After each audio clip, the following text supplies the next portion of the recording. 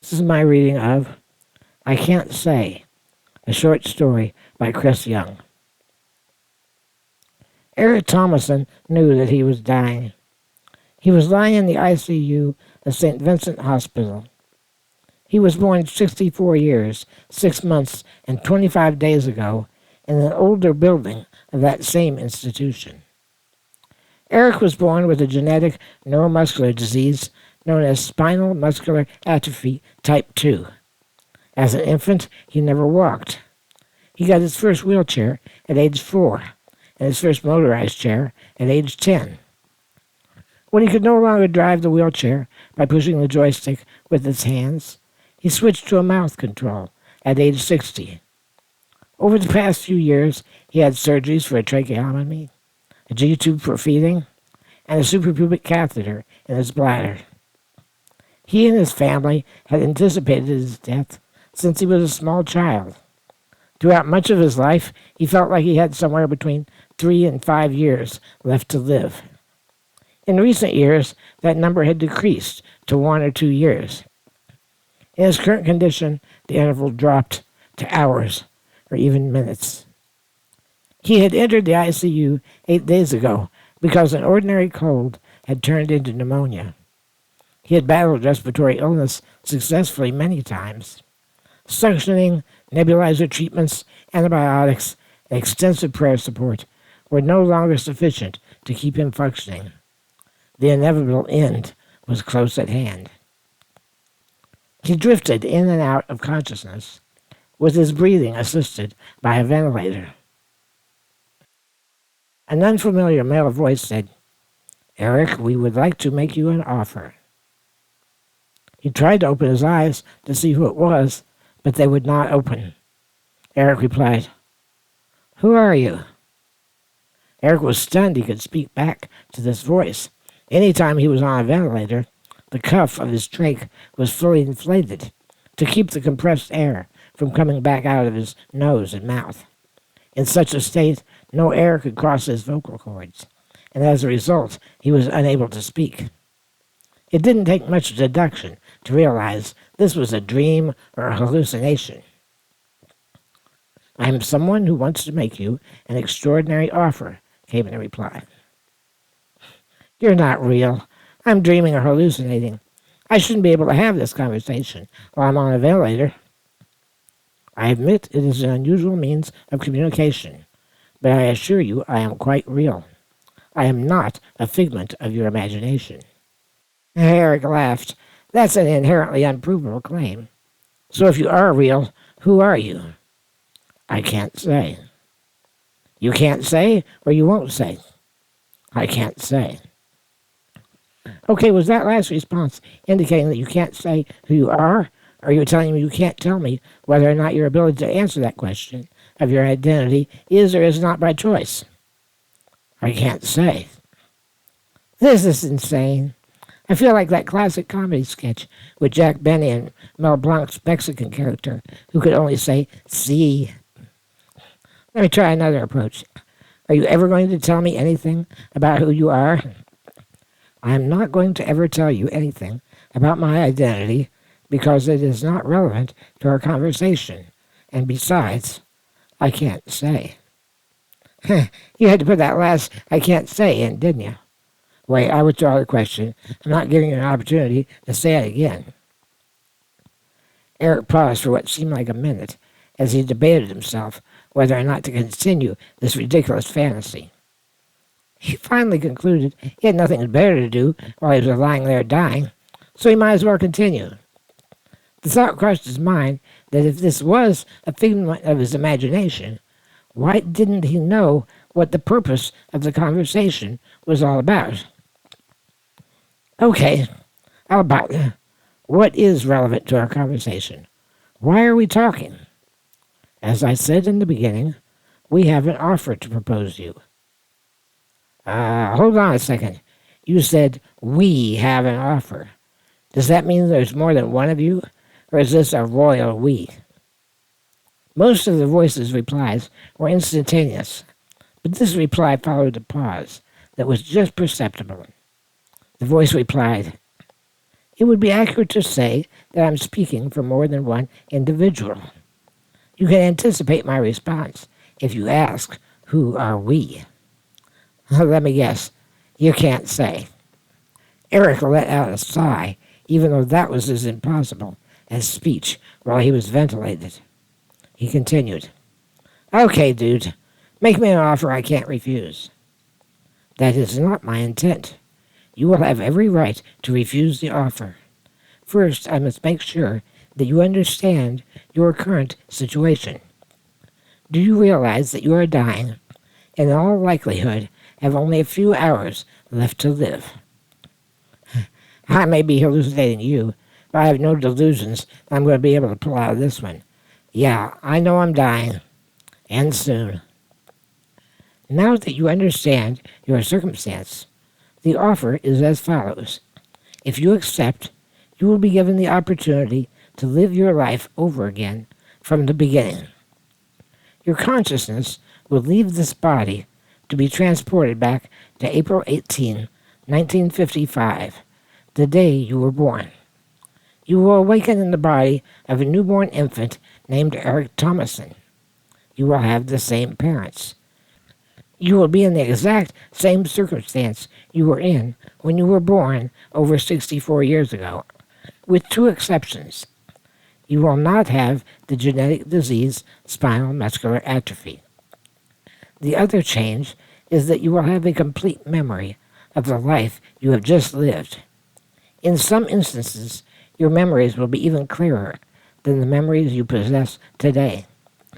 You will not have a complete eidetic or photographic memory of your life in all areas, but you will remember certain details that you have in all likelihood forgotten.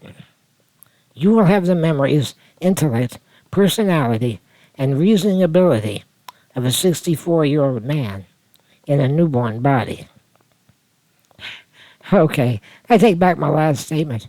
I am existing under the delusion that I will continue to live. This is just my subconscious trying to find a way to hang on to life, even though I know I'm dying. I assure you that this conversation is completely real, and you are not dreaming, hallucinating, fantasizing, nor in any other way creating this scenario on your own. The offer is real. It's difficult to say how time passes when you're having an imaginary conversation with an imaginary person while unconscious on your deathbed. For our purposes, let's say several minutes pass before Eric speaks again. Are you aware, Eric asks, that what you're offering is the classic literary tale of the Crossroads deal with the devil? Do you expect me to fall for this? There has to be a catch. I am aware of your literary analogy. Under such mythology, is it not true that the subject of such an offer is aware that they are making a contract for their soul? And are they not also aware that they are dealing with your mythological devil? Okay, one more time for old sake. Are you the devil? Go ahead, give me your catchphrase. I am sorry to disappoint you. To my knowledge, I am not the devil of your mythology. If you insist on hearing my so-called catchphrase, you would ask, if you're not the devil, then who are you? Holy shit, I wasn't expecting a real answer for a change. Hey, there might be hope for us yet. You won't tell me who or what you are, but apparently you can tell me what you are not. Are you God? To my knowledge, I am not your God or any kind of deity. Although one might apply that label to me, it is not one I would apply to myself. Okay, if you're not God or the devil, were you sent by God or the devil? That is a difficult question, and while I am tempted to deliver my catchphrase, I am able to elaborate as follows. In your theology and your belief system, is it not true that ordinary people perform ordinary acts, and that they believe that they are acting according to the will of their God? And is it not further true that someone could be described as acting according to God's will, even if they were unaware that they were fulfilling some divine intent or purpose? Okay, you know your theology well. Matthew 25 describes people who were welcomed into heaven for the good works they did on behalf of God, even though they were unaware that they were part of God's intent or plan. The voice continued, "So if you ask me if I have been sent by God or sent by Satan, I can tell you that I am not aware that I am a part of any divine or demonic plan. That does not preclude the possibility that my actions are in accord with someone else's plans. In short, I can't say. But in this instance, it's because I do not know." So this implies your other uses of the phrase are not because you don't know. Rather, it's because you either refuse or are prohibited from answering the question. I can't say. Eric laughed uncontrollably for what we'll describe as at least a full minute. Okay, all right. So what do we talk about next?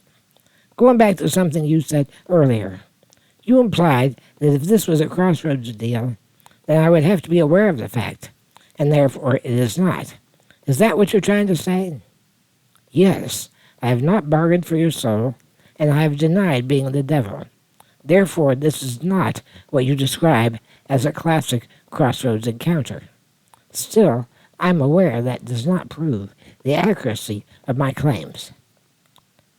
Okay, let me see. You're familiar with theology and literature. Let's talk about the genie in a bottle who grants wishes. These cautionary tales fall under the category of be careful what you wish for. Even though these are not literally a deal with the devil, there always seems to be a catch. It seems no one in these stories ever bothers to ask, what's the catch? So I'll attempt to remedy that and ask, what's the catch? There is no catch. How can I be sure of that? You can't. The only way I'm able to prove that my offer is real is if you accept it. And what if I refuse? Then nature will take its course. We have already established the fact that you don't have long to live. Will I go to heaven if I refuse? Will I go to hell?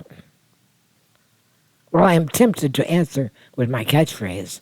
I'm going to be more forthcoming and say, I don't know. I don't know if your God exists. While I can't say is an appropriate response to those questions, I'm able to tell you I do not know the answers. I will not comment on my own beliefs or lack thereof. When you deal with the devil, the cost is your soul. If I ask if this will cost my soul, I'll likely get the catchphrase. Let me try it this way. What's in it for you? What's your motivation? Why are you giving me this offer? You must really like my catchphrase if you continue to ask questions which can so easily be answered using it. In its attempt to go beyond the obvious negative responses, let me try to get to the core of what you're really asking, which is what will you have to give up if you accept this offer? The only cost to you will be time. You will have to experience another lifetime. Whether that is a cost or a benefit is an equation you will have to solve on your own. I can give you no guarantees about how that life will unfold. I do not know what will happen at the end of your second life. You should not presume another chance for a third life will be offered to you. As to my motives, benefits, reasons, catchphrase. Eric took some time to let that sink in before saying, You won't tell me your reasons, your motives, your purpose for doing this? Do you have expectations of what I will do? If you mean expectations as what I might predict you will do, then the answer is no. I cannot predict what you will do. If you mean expectations in the sense of my desired outcome, then I can't say. Seriously, you have complete free will in this matter. Given that I'm not going to reveal anything about my purpose or rationale, you have to make this decision based solely on what you want. The voice had been taking a tone where it saw the humor in the repeated use of the catchphrase, and Eric felt like it was enjoying playing the word games with him. But in this last reply, the voice was much more serious and did not use the catchphrase in a flippant manner. Eric wondered if perhaps the voice regretted not being able to tell him everything. It felt like they created a bond with their little cat and mouse wordplay. Okay, how does it work? Eric asked. If you're asking about the technology or method or mechanism, then you get the catchphrase. If you want to know what you experience, I can discuss that a bit. As I explained before, you will lose consciousness in this body. Your body will die, as it would have done very shortly anyway. Your consciousness will be sent back in time and placed in your newborn body. You will not experience being born. You will regain consciousness very shortly after your birth. It may take some time for you to become fully conscious, but when you do, you will retain all of your intellect and memories from your first life. You will be limited to the physical capabilities of a newborn infant. You will not be able to speak, control bodily functions, or do anything else beyond your physical age except to think, observe, and analyze. Your physical development will improve at a normal pace. Once you are physically able to form words, naturally you will have a vast vocabulary, far exceeding your physical age. It will be up to you to decide to what extent you reveal your intellectual and cognitive abilities. Okay, and I'll not have spinal muscular atrophy. What about other disabilities? We can only assure you that you will not have SMA or any other genetic abnormalities or birth defects. You will still be susceptible to injury or disease as would any person. We assure you that you will not be at any statistically greater risk for such things as any other person. You appear to be looking for the catch, and we have already denied that there is one. Why me? Eric asks. I can't say. The word games weren't funny anymore. He had lived his life with what he described as that fatal feline disease, curiosity. His passion for and dependence upon knowledge to make any kind of decision is why the voice's catchphrase was so frustrating to him. There were answers to his questions, but they were being deliberately withheld. Each time it was uttered, he felt like he was a drug addict, and someone was waving drugs in his face while leaving him to suffer his cravings. He began screaming a litany of questions. Are you God, an angel, Satan, a demon, a time traveler, a being from another planet, a being from an alternate dimension or universe, a God that I don't believe in, a demon or anti-God from a religion I never heard of, my imagination, my conscience, my doctor or some nurse trying to fuck with me? I can't say, was the unemotional, stoic response to each of the inquiries.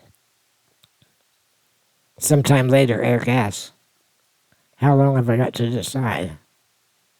You have to decide before you die, and as we have already discussed, it could be at any moment. This one really is, I don't know, Eric. It was the first time the voice had addressed him by name since that opening introduction. Given our inability to describe the passage of time during this conversation, it's impossible to say how long the exchange went on. It could have been hours. It could have been milliseconds. He would take long pauses to contemplate the issues. His opinion of the reality of the situation remained mostly in the belief that it was simply a hallucination in which his brain was trying to come to grips with its pending demise. From time to time, the thought occurred to him, but what if it is real? Eric began feeling a sense of total exhaustion. He didn't know if it was the mental strain of the conversation or if it was an indication of his continued physical deterioration. He believed that he was unconscious during the conversation, yet even in this dream state, his consciousness appeared to be fading further. It was appealing to consider what his life could have been like had he been free of his disability. Some might call that ableism, but he never felt there was anything wrong with wishing things were different. Unlike many disabled people he'd met, he was not at all bitter about having a lifelong disability. He was loved and loved others. He found interesting work to do as a software engineer and a web developer. He volunteered at his church to serve on various committees, and he was a catechist who taught Catholic inquiry classes. He felt like he had contributed to the best of his ability to make the world a tiny bit better place. He never married or had children, and there were other things he would have liked to experience, some profound, some trivial. He always wanted to ride a roller coaster. Perhaps he could play keyboards in a rock band. Even if the deal had not included the removal of his disability, he was seriously considering it. Having knowledge of the future would give him great power and the proverbial accompanying great responsibility. Like all time travel scenarios in sci-fi, he wasn't sure he could change the future. Maybe everything except the difference in him would be fixed. If the future can be changed, he had to be careful, because he only had knowledge of one future. Once he changed it, his ability to foresee what would happen would deteriorate and vanish. He might only have one opportunity to significantly alter history. He prayed to no avail. Was God testing him? Was he being given a choice to go to heaven or to avoid it? He knew enough theology to know that reincarnation is contrary to Christianity, which teaches that there is one life, one death, and one resurrection. The idea of a mulligan was not part of Christian teaching. Was this a temptation to embrace heresy? Would it be a sin to accept the offer? If it was a temptation by the devil or a test by God, would that be a sin? The worst you could say about it was it would delay his final judgment. Is it a sin to want to live? If so, once we reach adulthood, we should just kill ourselves and attempt to get to heaven quicker. Yet suicide is a Christian sin. He was being given the opportunity to live, and perhaps live better the second time around, to avoid mistakes, to maximize what good he had already done, to leverage his knowledge of the future for good purposes. He prayed, "Okay, God, I'm not sure this is real, but if it is, I don't see the harm. I only see the opportunity to do better. Lord, give me the wisdom to make the most of this opportunity." As he could feel his mind starting to fade into oblivion, he whispered, "Are you still there?" "Yes," the voice replied. "I still don't think you're real, but I've got nothing to lose. Pull the trigger, push the button, turn the dial, pull the lever, wave the magic wand, recite the incantation, make it so. I accept the offer." "The offer is accepted. Good luck to you. Will I ever hear from you again?"